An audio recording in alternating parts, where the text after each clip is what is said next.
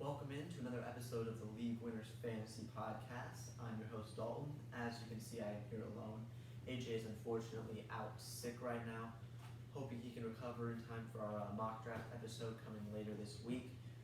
Today though, I'm going to be breaking down the AFC West. But first, a little bit of news. The rookie wide receiver for the Houston Texans, John Metchie, University of Alabama. He has been diagnosed with leukemia and is expected to miss the entire season at least. You hate to see it for a young guy like him just coming into the league. Had high expectations for this year, but unfortunately he's going to have to go through some recovery for that. So our thoughts are with him, but this does have a fantasy blowback. Looking at the wide receiver position for the Texans, Brandon Cooks is going to get a little bit of a boost here. Obviously he's already was the number one target there, but I bumped him up 2 spots to the wide receiver 9. He is one of the biggest steals in draft right now, going in the 5th round. There's no reason not to capitalize him. Even if you have 2 receivers already, he's another guy you can add to your roster and just feel great about. Nico Collins also receives a bit of a boost from this news as he becomes the number 2 wide receiver, up to the wide receiver 65, about a 17 spot jump in my rankings, but not really worth any main consideration for starting lineups or anything like that. More of a week to week. If he scores a touchdown, he scores a points. Devonta Jordan, the tight end, he was probably the biggest fantasy relevant winner of this terrible news. So, I mean, no one's really a winner, but he received the biggest boost. Jumping up to a tight end 20, just because the ball's going to go his way a little bit more dump-off options for him. And then Damien Pierce, I had him receiving a little bit more work in the passing game. Just a couple dump-offs, but it jumps him up to RB34. And obviously, training camps are just getting underway, so we'll be able to see more into that running back battle as it comes closer to the season. And no one's drafting this early, but currently, if he does end up winning the job, he is a great value. That's pretty much all there is in the news. A bunch of players are going to sit on the PUP list right now that've just been able to perform, but that's just the start of training camp, and there's no any other major injuries or anything that you need to keep an eye on. Start our AFC West breakdown. We're jumping with the Chargers out in LA. Big spenders on the defensive side of the ball this year, but in the free agency, adding Khalil Mack. And they drafted Isaiah Spiller, the running back here, so we'll break that down. Let's start with quarterback Justin Herbert. He is in for a monster year. There's no reason he won't perform. He's gotten better every year he's been in the league, and I think this year's no exception. I have him as my QB2 going in the 3rd round. If you want to grab an early quarterback, he might be the best value pick. He won't score as much as Josh Allen just because Josh Allen is a little bit more of a threat in the running game. But he's a big week-to-week threat, and in the late third round, he's more of a value than Josh Allen is. I still don't recommend taking him, but I do love the player, and he will have definite massive fantasy output. Running back Austin Eckler is coming off of a year with 20 touchdowns, 20 total touchdowns, not just on the ground, but through the air as well. And I think he can not repeat that many, but definitely repeat as a massive fantasy contributor as the RB3 this year. He's currently going to the RB4 and the 104, my apologies. But yeah, I see absolutely no reason why he isn't a top player this year. I understand there's a little bit more risk there, just because it's his first real big breakout year, but I'm still in on him. We'll hopefully in our mock draft episode, one of us will get the top picks. We can kind of examine what will happen at the top of the draft. But I mean, with my running back rankings, if you're sitting there at the top of your draft, and Taylor and McCaffrey are gone, it's a big question mark. Who's going to go next? And Austin Eckler definitely has a case to be that next guy off the board, especially in a PPR league where he could be a PPR monster. One of the biggest question marks with him at that 103 spot is Isaiah Spiller, the rookie out of Texas A&M, I believe, who the Chargers drafted. And he could fill out a role because last year, if you remember, Austin Eckler had almost no competition for carries. But this year, Isaiah Spiller is there and is slated currently as just being a chill RB2 bench running back. Like he's going to come in when Austin Eckler's tired. But if should Spiller carve out a role in training camp, he's definitely a value pickup, and he hurts Eckler's value, making him drop a little bit. He's a great handcuff pick this year. If you take Eckler at the 103, you can grab Isaiah Spiller later in the back of the 11th, top of the 12th round, and just have him there as a great value, just in case Eckler Eckler were to go down, Spiller immediately slides into that role. And this Chargers offense has a lot of scoring options. This is the first division with a lot of scoring options for fantasy. This is most definitely the most high-powered division and most highly contested division in all of NFL for this upcoming season. But if you look at the wide receivers, I mean, Keenan Allen is a PPR monster. He is going to have, I shouldn't say he's going to have, but there's a decent chance he puts up 100 catches this year. And I have him as wide receiver 10, just right behind Brandon Cooks, but he's a guy that, I want him on my team. Going in the third round, I'm interested to see who's going around, but we'll check into that in just a moment. Also there, Mike Williams, he's the boom or bust player of fantasy football. And it's not for a season-long thing. For a season-long thing, he will be a fine performer as a wide receiver, most likely wide receiver 2, but he has the potential to be the #1 wide receiver in any given week. He's a long ball threat. I have him as the wide receiver 18. He is a riskier pick, I will say. If you have, and a lot of this, as we get into more draft strategy, as draft season approaches, a lot of these players you're looking at and you want to decide, do I take a risk on this guy? It'll depend who else you have at wide receiver. For example, if you're looking at your wide receiver core and you drafted an early, let's say, A.J. Brown. You drafted A.J. Brown early. You're an A.J. Brown believer this year, but that is a risky pick in your system and stuff. You might be a little more hesitant to draft Mike Davis than if you hadn't drafted him, and you also don't really want Mike Davis as your wide receiver 1. Like going around him, Darnell Mooney has a higher floor than Mike Williams, just because week to week he's gonna get the ball thrown his direction. Deontay Johnson going right around there is the same thing. With Keenan Allen, he's currently he's currently being drafted in the 3rd round at 309, right around that might be wrong actually. Give me just a moment here. Where's my Keenan Allen? Oh yeah, he's right here. Okay, yeah. So right around DK Metcalf is a guy going right around Keenan Allen, and these are all. You're looking at Keenan Allen, and you want him over DK Metcalf. Quarterback questions over T Higgins. These are all guys that I would absolutely be drafting Keenan Allen over. Also there in wide receiver position for the Chargers is Joshua Palmer. Not worth the pickup. Wide receiver 73. Just high quarterback volume, but it's once again not worth a selection. Keenan Allen's going to the 303. That's why I was looking a little confused there. Let's see, 303. That is much better. Yeah, here we go. Keenan Allen, A.J. Brown. Yep, A.J. Brown, T Higgins still are the guys right there. And I would once again much rather have Keenan Allen, who is a very, very safe play. Tight end for the Chargers, Gerald Everett. Tight end 25 for me, meaning if you're in the back end of your draft and you need a backup tight end, he's worth a flyer if you just say, look, I want to have, Justin Herbert targets all over the field.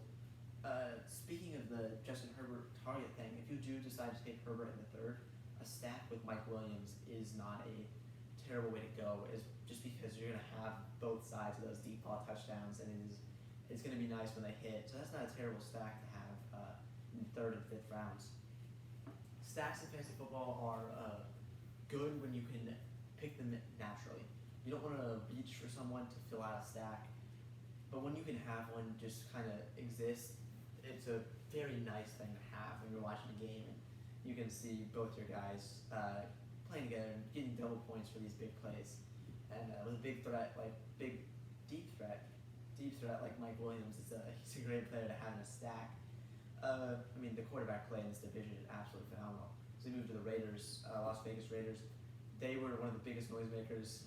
Well, only got shot out by a team in the division, but one of the biggest noisemakers in the NFL's offseason when they traded for Devonte Adams. And I think this only boosts Derek Carr's quarterback status. Obviously, not much of a running threat. He might QB sneak one from the goal line, but he will throw the ball all over the field on you. And I'm his QB 13. A high ceiling guy. He could go off. We have no idea what impact Devonte Adams will have on Derek Carr's fantasy value. So if you want to grab him as a high ceiling QB2, that is definitely good.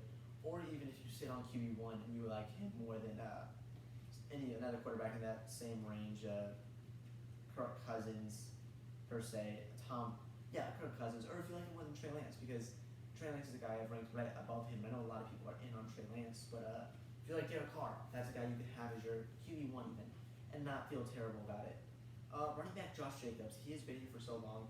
I was a rookie year believer in Josh Jacobs, and then I kind of fell off the bandwagon, and I wouldn't say I'm back on it right now. I agree with his current ADP in the 4th round. I think he's the RB21. He's an RB2 for your team with, I guess, high upside. There's not really a scenario where he's terrible, unless he gets a fumbling issue, but really a solid floor guy with a high upside. He could go for over 1,000 yards. He could put up 12, 13, 14 total touchdowns and be a definite contributor as an RB2 on your team, especially in the 4th round. That is a pretty solid pickup there. Kenyan Drake's also here in the backfield. I don't think he takes away much work of Josh Jacobs. Really not much of a contributor. He was great back in, Arizona. But now, he's a little bit older, and I don't think he affects Josh Jacobs' fantasy stats at all. RB62, he's currently being drafted in the 14th, and I wouldn't take him. Even as a handcuff, they could easily bring in someone else. This is a player I don't want as a handcuff. Devonte Adams, and this is one of the more popular, I feel like we're just talking about stacks all the time now, but one of the more popular stacks is the Derek Carr Devonte Adams stack. As Devonte is going at the 110. But, this is a interesting case because he is a great receiver, probably the best pure receiver in the NFL, but who knows what the difference is going to be from Aaron Rodgers to Derek Carr. As much as Devonte Adams wants to come out and be like, it's obviously a change going from Hall of Fame quarterback to Hall of Fame quarterback, Derek Carr is not Aaron Rodgers. And it's going to be interesting to find out what's the chicken or the egg conversation here with who was causing whose production. So I have Devonte Adams ranked a little bit lower at the wide receiver 7, just because don't feel safe taking him. He obviously has the potential to be the wide receiver 1 in fantasy without question, but I'm not a believer in it just yet. He will still be a top performer, but there's a couple more mouths to feed than there typically was in Green Bay. For example, Hunter Renfrow, best pure route runner in the NFL. I have him as a wide receiver 27, just about where he's being drafted. And I think his value doesn't sync that much with Adams. They're very different players, which is great to see. Renfrow is more of a, in and out guy in the short stuff, catching a couple touchdowns, whereas Adams has abilities all over the field. So I don't think they'll step on each other's toes as much. The bigger threat for the toe stepping comes in with Darren Waller, and I have him as a tight end 3 still. I don't think it'll be a problem, but this is something to keep an eye on in your draft. Do you believe that these guys will get in each other's way? We've seen multiple wide receiver production all the time, but will it be able to coexist with the tight end 3? We know top wide receiver and tight end can coexist with Tyreek Hill, Travis Kelsey. This offense scares me a bit. Outside of, obviously you are drafting these guys if they fall to you in your drafts, but I'm not really reaching for any of these guys. When they fall to me, I will be excited, but I'm not going to be reaching for Adams or Renfrow or even Waller. Even as I have him ranked as a tight end 3, there's no room for him to be a tight end 1 or 2. And being drafted in the 4th round, that's kind of what you're looking for. So I'm not super excited about receiving options, which is really unfortunate because I think this could be a high-powered offense. But it scares me. The amount of weapons scares me, and that's always terrifying. And when you're talking about too many weapons, the Kansas City Chiefs have receiver room is almost a no man's land. But I'll get to that momentarily. Patrick Mahomes is Patrick Mahomes. QB3 going in the 3rd round. I'm not touching him. It has nothing to do with Patrick Mahomes at all. He is a great quarterback. But loss of Tyreek Hill, 3rd round draft price, I just can't bring myself to do it. I would rather have Justin Herbert in the 3rd than Patrick Mahomes in the 3rd round. It's as simple as that. I think Herbert will be a better performer this year. And it's nothing against Mahomes, because he's a great quarterback, and I would love to get AJ's opinion on this. We might have to ask him when he comes back on what he thinks Mahomes is, but I just can't bring myself to draft him this year. Clyde Edwards-Helaire, he is returning from injury from past 2 seasons. He hasn't been 100% healthy. Looking like a green light at training camp so far.